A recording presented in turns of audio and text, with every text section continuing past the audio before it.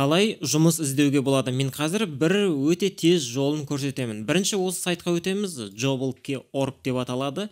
Бұл сайт агрегатор, яғни әртүрлі жұмыс іздейтін сайттардан вакансияларды бір жерге жинайды.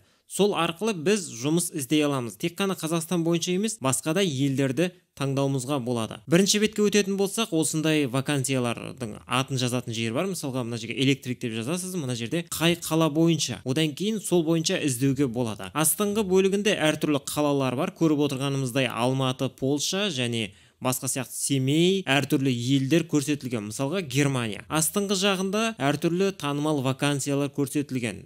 Белгілі бір тақырып бойынша. Мысалға, жүргізуші без опыта дейді, яғни жұмыс тәжірибесін қажет етпейтін вакансиялар және бухгалтер немесе сол сияқты басқа да жұмыстар. Іздеу функциясымен қалай жұмыс жасауға болатынын мен қазір көрсетейін. Мына жерге вакансияның атын жазамыз, мысалға электрик. Ол қай қала бойынша іздейміз? Мысалға, Алматы деп жазатын болсаңыз, Алматы қаласындағы электрикке қатысты бүкіл вакансияларды мына жерге шығарып береді.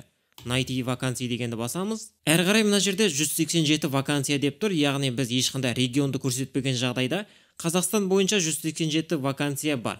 Мына жерде әртүрлі жарнамалар, бұлардың бұған қатысы жоқ. Астыңғы жағынан бастап, міне осы жерде вакансияларды көре аламыз. Аты және мына жерде қанша төленетіні, сол сияқты қашан жарияланған, мына жерде қай аймақта.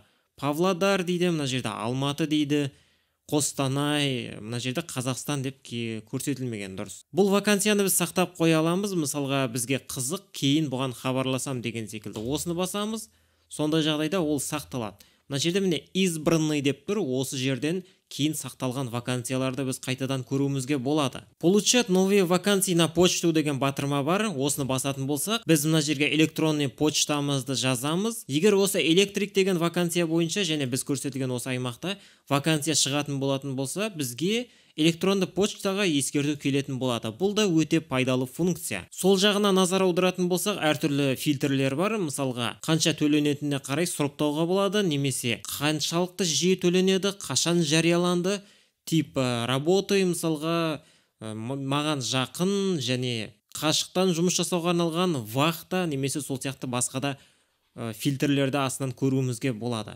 Осы вакансияға қайтадан хабарласу үшін, мысалға, біз осының үстін басамыз.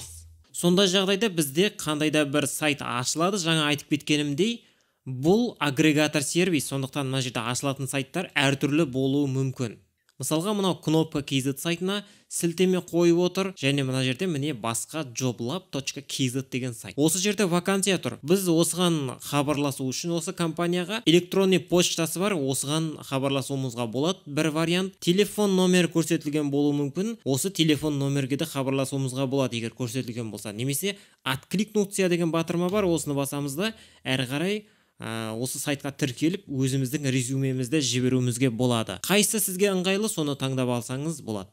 Жаңа айтып кеткенімдей, мына электрик деген тек қана Қазақстан бойынша ғана емес, басқа да региондар бойынша іздеуімізге болады. Мысалға, Тараз бойынша бізде 3 вакансия тұр, олар міне астыңғы бөлігінде көрсетілген. Мына жерде реклама дегендерге назар аудармасаңыз болады. Бұл әртүрлі жарнамалар. Бұның именно осы вакансияға қатысы болмауы мүмкін. Дегенмен, бұл жерде де міне электрик сияқты басқа да вакансиялар көрсетілген. Және бұл жерде тағы бір пайдалы параметр бар. Тараз, мысалға, сол Таразға жақын 8 километр немесе 80 километр десеңіз, Тараздан 80 километрге дейінгі вакансияларды сізге шығарып береді.